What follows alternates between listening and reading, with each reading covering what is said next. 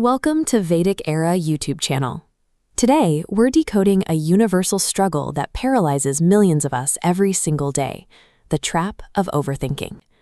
Think about your morning, staring at your closet, rewriting an email 6 times, or mentally rehearsing a basic conversation. You are experiencing the raw power of a specialized expert system. Your brain functions with the biological intensity that once kept our ancestors alive. To understand why, we have to look back millions of years. Early Homo sapiens were incredibly vulnerable.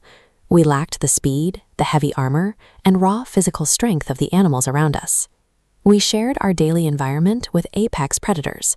Every venture outside was a literal life-or-death situation. What saved humanity was a genetic adaptation. We developed the ability to obsessively run worst-case scenarios.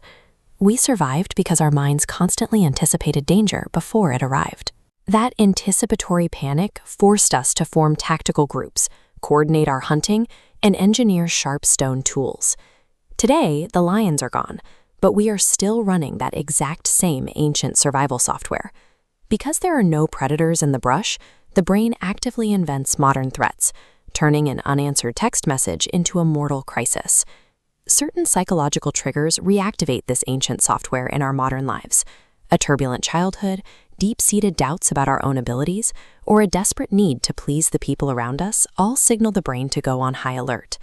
But the ultimate trigger is the fear of uncertainty. Our brains despise the unknown. Overthinking is simply an anxious, exhausting attempt to control a future that hasn't happened yet. You can test your own thoughts using the action versus inaction rule. Healthy thinking prepares you to dive into the pool. Overthinking keeps you shivering on the edge indefinitely, analyzing the water temperature. When an overthinker faces a challenge, their mental pathway hits a dead stop at, "What if I fail?"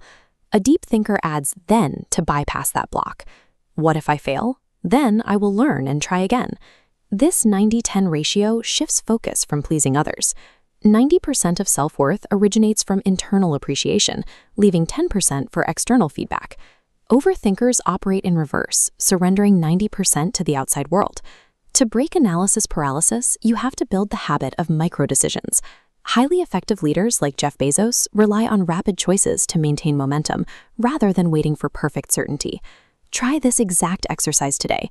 Force yourself to make low-stakes choices, like picking a restaurant for lunch or choosing an outfit, in under 60 seconds. You are physically training your brain out of hesitation. Next, try the Kushli or itch sheet. Because of our evolutionary wiring, the primitive brain constantly itches for a worst-case scenario to fixate on. When a spiraling thought starts, scratch the itch safely by writing it down. Schedule a dedicated 10-minute block for later in the day to worry about it. Knowing there is a designated time allows the brain to drop it in the present moment. These tools will not erase your biological anxiety. Instead, they build a structured container for it, turning a chaotic mental flood into a highly directed, manageable stream. As the philosopher Swami Vivekananda noted, "You cannot forcefully stop the storm of your thoughts. True mental mastery requires learning to redirect its course." Imagine a glass of muddy water. If you plunge your hand in to forcefully grab the dirt, the water stays cloudy. But if you simply observe it with patient awareness and let it sit, the dirt naturally settles to the bottom. Buddha's lesson to the soldier highlights how internal states dictate our experience. By reacting with instant, violent rage, the soldier had constructed a personal hell within his own mind, regardless of his physical surroundings. The deepest root of this turmoil is our desperate fear of uncertainty. But consider a thought experiment. What if you lived a perfectly certain, completely predictable life? Would you watch a championship cricket match if the winner was officially decided by a coin toss before anyone stepped onto the field? Of course not.